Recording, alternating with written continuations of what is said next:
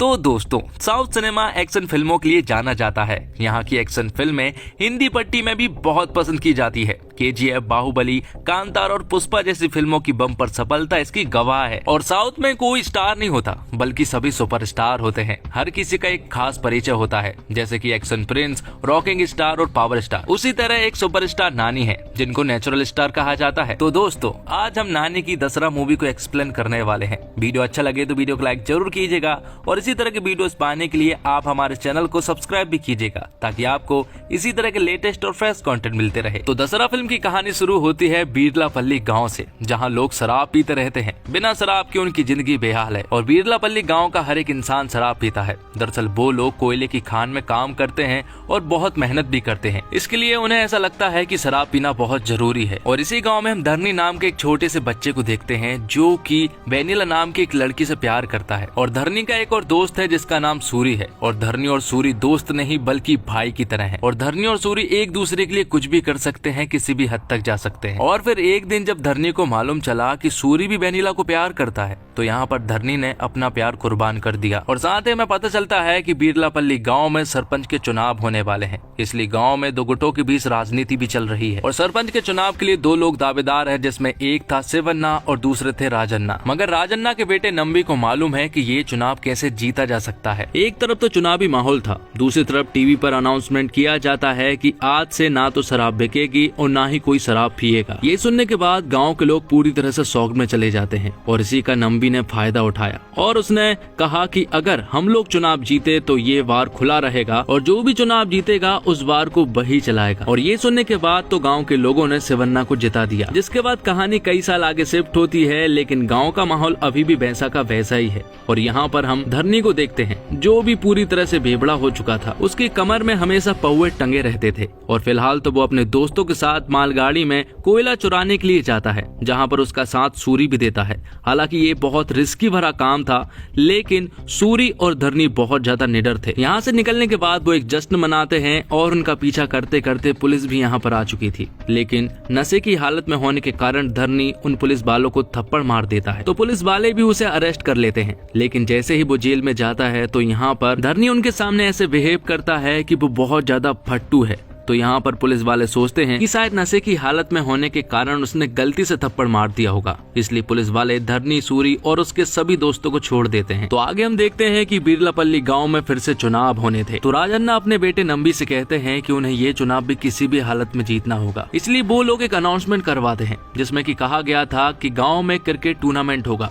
और जो भी उस टूर्नामेंट को जीतेगा उस टीम के एक आदमी को बार के कैशियर के रूप में चुना जाएगा। अब क्योंकि बीरलापल्ली एक छोटा सा गांव था, इसलिए कैशियर की जॉब उनके लिए एक बहुत बड़ी जॉब थी। और आगे हम वेनिला को देखते हैं, जो कि आंगनवाड़ी में टीचर थी और अपने घर को चलाने के लिए वो ये काम करती है। और साथ ही आंगनवाड़ी से ही वो कुछ सब्जियां और अंडे वगैरह भी चुराती है। और यहीं पर हमें पता चलता है कि वेनिला और सूरी एक दूसरे से प्यार करने लगे हैं। दोनों एक दूसरे के लिए कुछ भी कर सकते हैं। दोनों ने ये सपना देखा है कि वो जल्द से जल्द शादी कर ले, लेकिन सूरी कुछ नहीं करता है, वो तो बस कोयला चुराता है, इसलिए उसके घर वाले नहीं मान रहे हैं। और फिर कुछ दिनों के बाद वेनिला की माँ वेनिला से कहती है कि कल उसके लिए लड़के वाले देखने के लिए आ रहे हैं। ये सुनने के बाद वेनिला का दिमाग खराब हो जाता है और वो तुरंत ही सूरी के पास पहुंचती है और उसे ये बात बताती है, कल उसे देखने के लिए लड़के वाले आ रहे हैं। और साथ ही यहाँ पर वेनिला सूरी से कहती है कि अगर मेरी शादी तुमसे नहीं हुई तो वो मर जाएगी।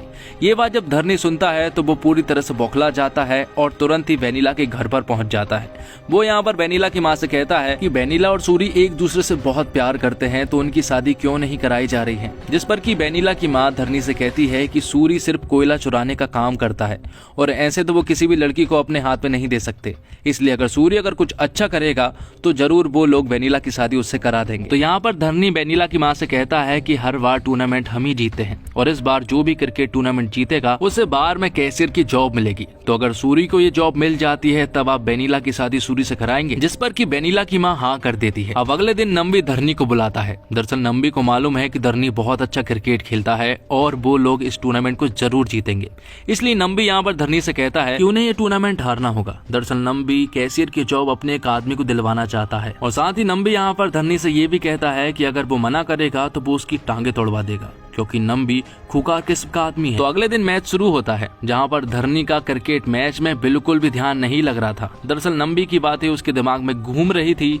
इसलिए वो क्रिकेट ठीक ढंग से नहीं खेल पा रहा था। सामने वाली टीम ने 264 रन बनाए थे और यहाँ पर आधी टीम सिमट चुकी थी समेत सूरी के, और धरनी ने पैर में चोट लगने के बहाने से बैटिंग करने के लिए नहीं गया था। लेकिन जब वो वेनिला को उदास देखता है और वेनिला जब कहती है कि शायद अब उसकी शादी सूरी से नहीं हो पाएगी और शायद अब वो ठीक से नहीं जी पाएगी, ये सुनने के बाद तो धरनी का दिमाग खराब हो जाता है। वो तुरंत ही बैटिंग करने के लिए जाता है और सामने वाली टीम के वो छक्के छुड़ा देता है और इस मैच को आसानी से जीत लेता है, जिसके बाद कैशियर की जॉब सूरी को मिलने वाली थी अगले दिन से। तो अब सूरी कैशियर बनने वाला था और जो टीम जीती है उन्हें 15 दिन तक फ्री शराब मिलेगी। इसलिए धरनी, सूरी और उसके सभी साथी खूब शराब पीते हैं। लेकिन नंबी के आदमियों के मुंह उतरे हुए थे, क्योंकि कैशियर की जॉब उन्हें मिलनी थी। इसलिए वो लोग सूरी से झगड़ा कर लेते हैं और उन्हें झगड़ते हुए यहाँ पर धरनी देख लेता है।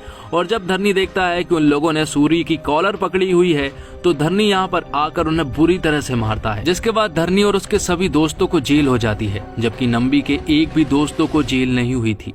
वो लोग समझ जाते हैं कि ये सब कुछ नंबी ने करवाया है, जिसके बाद उन्हें जेल में बुरी तरह से टॉर्चर किया जाता है। और थोड़ी ही देर के बाद यहाँ पर शिवन्ना आ जाते हैं। शिवन्ना की भी अच्छी खासी जान पहचान है, इसलिए शिवन्ना उन लोगों को जेल से छुड़वा देते हैं। जिसके बाद सूरी शिवन्ना से कहता है कि इस बार का सरपंच का चुनाव उन्हें लड़ना चाहिए, हम लोग आपका पूरा साथ देंगे, क्योंकि राजन्ना अपनी मनमानी करता है। ये सुनने के बाद शिवन्ना भी मान जाते हैं, जिसके बाद सरपंच के चुनाव का प्रचार प्रसार शुरू हो जाता है। लेकिन अब प्रॉब्लम ये है कि ये चुनाव कैसे जीता जाए, क्योंकि गाँव के सभी लोग बेवड़े थे और उन्हें शराब नहीं मिली तो वो कुछ भी कर सकते हैं। और क्योंकि बार भी राजन्ना का ही था, इसलिए सभी लोग वोट भी उन्हें ही देंगे। जिस पर कि वेनिला अपनी राय देती है। वो उनसे कहती है कि इस गांव में सिर्फ आदमी ही नहीं रहते, बल्कि औरत भी रहती है, और अगर सभी औरत ने आपको वोट दे दी तो ये चुनाव आप ही जीतेंगे। जिसके बाद एक मीटिंग रखी जाती है और गाँव की सभी औरतों की बातें और प्रॉब्लम सुनी जाती है, और उसमें सभी औरतों ने सिर्फ एक ही बात रखी थी कि आदमियों के दारू पीने का टाइम निर्धारित होना चाहिए। वो चाहती हैं कि आदमी लोग कम से कम टाइम से घर पहुंचे। ये सुनने के बाद शिवन्ना उनसे कहते हैं कि वो वादा करते हैं कि जब वो चुनाव जीत जाएंगे तो बार भी उनके कंट्रोल में आ जाएगा, जिसके बाद वो लोग बार के समय को निर्धारित कर देंगे। ये सुनने के बाद सभी औरतों ने शिवन्ना को ही वोट दिया था और शिवन्ना भारी बहुमत से जीत चुके थे। शिवन्ना सरपंच बन चुके थे, सूरी कैशियर बन चुका था और धरनी को उप सरपंच बना दिया गया था। और फिर कुछ दिनों के बाद हम देखते हैं कि वेनिला और सूरी की शादी होने वाली थी, और वेनिला बहुत ज्यादा खुश थी क्योंकि उसका ये सपना था। लेकिन उनकी शादी के दिन धरनी ने बहुत ज्यादा शराब पी हुई थी, क्योंकि वो अंदर ही अंदर घुट रहा था, क्योंकि वो वेनिला से प्यार करता है। लेकिन वो उनकी शादी में टांग नहीं अड़ाने वाला, क्योंकि जितनी मोहब्बत वो वेनिला से करता है उससे 10 गुना ज्यादा वो सूरी से करता है, इसलिए वो कुछ भी नहीं करने वाला था। धरनी ये सारी बातें अपने एक दोस्त को बता रहा होता है, लेकिन सूरी भी उनके पास में ही खड़ा हुआ था और उसने ये सारी बातें सुन ली थी कि धरनी ने अपना प्यार कुर्बान किया है। हालांकि यहाँ पर वेनिला और सूरी की शादी तो हो जाती है, लेकिन सूरी का बिल्कुल भी मन नहीं लग रहा था। शादी हो जाने के बाद शादी वाले रात ही सूरी तुरंत ही धरनी के पास जाता है, जो कि बार में बैठा हुआ था। इससे पहले कि धरनी और सूरी आपस में कुछ बातें कर पाते, यहाँ पर ढेर सारे लोग आ जाते हैं और लोगों ने अपने फेस को कवर किए हुए थे, इसलिए उनका चेहरा ठीक से दिखाई नहीं दे रहा था। और वो लोग आते ही सूरी और धरनी के दोस्तों को मारने लगते हैं, और वो सिर्फ मार नहीं रहे थे, बल्कि वो लोग धरनी और सूरी के दोस्तों को जान से मार रहे थे। वो पूरे गाँव में उन्हें दौड़ा दौड़ा कर मारते हैं और अपनी कुल्हाड़ी और हंसिये से उन्हें बेरहमी से काट भी देते हैं। अब क्योंकि धरनी ने बहुत ज्यादा शराब पी ली थी, इसलिए यहाँ पर सूरी किसी तरह से धरनी की जान को बचाकर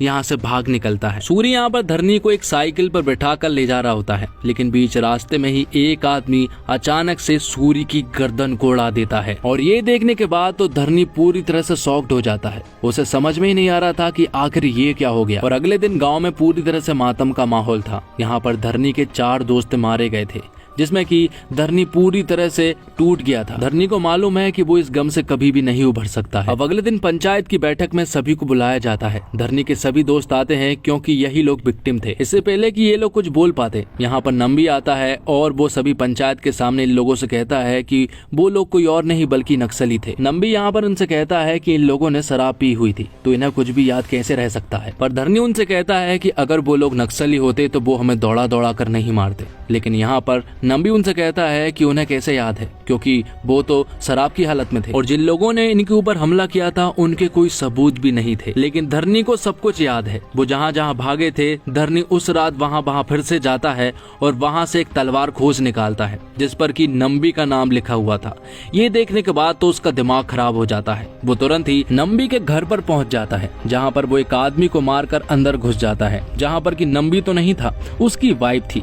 उसकी वाइफ कहती है कि नंबी बाहर गया हुआ है, जिस पर कि धरनी नंबी की वाइफ से कहता है कि वो नंबी को जान से मार देगा, क्योंकि ये हमला उसी ने करवाया था और सूरी को भी उसी ने मरवाया था। जिस पर कि नंबी की वाइफ धरनी से कहती है कि नंबी ने सूरी को नहीं मरवाया था, बल्कि नंबी ने ही सूरी को मारा था, और वो भी बेनीला के लिए, क्योंकि नंबी बेनीला को पाना चाहता है। उसके अंदर बेनीला के प्रति प्यार नहीं है, बल्कि बहुत ज्यादा हवस है, इसलिए वो बेनीला को किसी भी हालत में पाना चाहता है। नंबी को बेनीला के बारे में सब कुछ मालूम है। उसके पास कितनी साड़ियां हैं उसे सब कुछ मालूम है। उसके पास कौन से कलर की साड़ी नहीं है उसे ये भी मालूम है। वो अपनी खिड़की से हमेशा बेनीला को देखता रहता है। और एक दिन नंबी जब बेनीला को देख रहा था तब एक पेड़ का पत्ता उसके सामने आ गया, तो उसने पूरे के पूरे पेड़ को ही जला डाला था। तो यहाँ पर नंबी की वाइफ धरनी से कहती है कि तुम नंबी को छोड़ो, बेनीला को बचाओ, क्योंकि अगर तुमने कुछ नहीं किया तो उस बेचारी के साथ बहुत कुछ बुरा हो सकता है। तो अगले दिन बेनीला के श्रृंगार और मंगलसूत्र वगैरह उतारे जा रहे थे, तब यहाँ पर धरनी पहुंच जाता है और उतरे हुए मंगलसूत्र को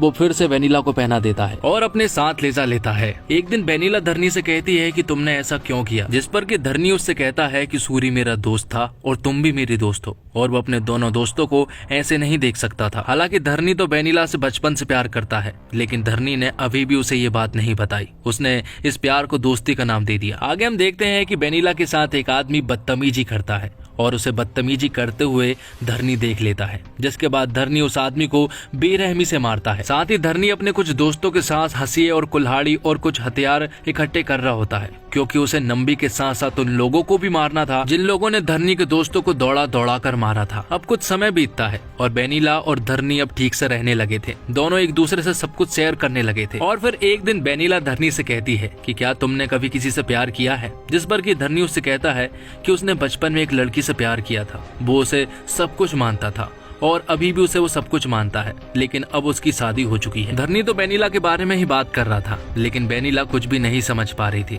अब अगले दिन हम देखते हैं कि दशहरा का दिन था, जहाँ पर कि धरनी अपने दोस्तों के साथ दशहरा मैदान में पहुंच जाता है और धरनी के जाते ही पीछे से नंबी बेनीला के पास आ जाता है। वो बेनीला से कहता है कि वो उसे पाना चाहता है और साथ ही नंबी यहाँ पर बेनीला को ये भी बता देता है कि सूरी को उसी ने मारा है, और साथ ही वो उसे ये भी बता देता है कि धरनी उससे प्यार करता है और वो अभी कहीं उससे प्यार नहीं कर रहा है, बल्कि बचपन से वो उसे प्यार करता आ रहा है और वो उसे मुझसे बचा भी रहा है। इसलिए आज दशहरा में मैं उसे मार डालूंगा, जिसके बाद तुम मेरी हो जाओगी। और ये सुनने के बाद बेनीला तुरंत ही दशहरा मैदान की तरफ दौड़ने लगती है। और वहाँ दूसरी तरफ दशहरा मैदान में हम ढेर सारे लोगों को देखते हैं जो कि पूरी तरह हथियारों से लैस थे।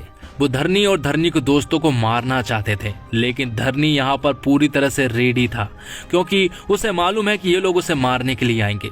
इसलिए यहाँ पर वो पहले से ही तैयार था और अपने दोस्तों के साथ मिलकर वो लोगों को बुरी तरह से मारने लगता है। वो चुन चुनकर उन सभी लोगों को बेरहमी से मार देता है जिन्हें कि नंबी ने भेजा था, और आखिर में सिर्फ नंबी बचा था और धरनी ने बाकी सभी लोगों को मार दिया था। इससे पहले कि वो नंबी को मार पाता, पुलिस वाले उसे पकड़ लेते हैं, लेकिन किसी तरह से पुलिस वालों के चंगुल से वो छूटकर एक रोंगटे खड़े कर देने वाले सीन के साथ वो नंबी की गर्दन को अलग कर देता है। आखिर में वो बेनीला से मिलता है। बेनीला को मालूम चल गया था कि धरनी उससे प्यार करता है, और यहाँ पर उसे देखकर धरनी को भी मालूम चल गया था, जिसके बाद धरनी को जेल हो जाती है। और कई सालों के बाद जब धरनी जेल से बाहर निकल कर आता है और जब वो गांव का हालचाल लेता है तो उसे मालूम चलता है कि गांव की औरतें अभी भी परेशान हैं, क्योंकि पीने का टाइम निर्धारित नहीं है। ये सुनने के बाद धरनी तुरंत ही उस बार में जाता है, जहाँ पर वो उस बार को आग लगा देता है, क्योंकि धरनी समझ चुका था कि दारू पीने के बाद आदमी की जिंदगी तो बर्बाद हो ही रही है, लेकिन उसके मर जाने के बाद उसकी औरत की जिंदगी भी बर्बाद हो जाती है। तो दोस्तों, ये एक टिपिकल साउथ इंडियन फिल्म है। एक गांव का रो सेटअप है, कोई महंगे कपड़े, घर, गाड़ियां नहीं दिखते। फर्स्ट हाफ से ही फिल्म अपनी पकड़ बना लेती है। इंटरवल से पहले जो सीन आता है वो रोंगटे खड़े कर देता है। क्लाइमैक्स भी आपको चौंका देता है।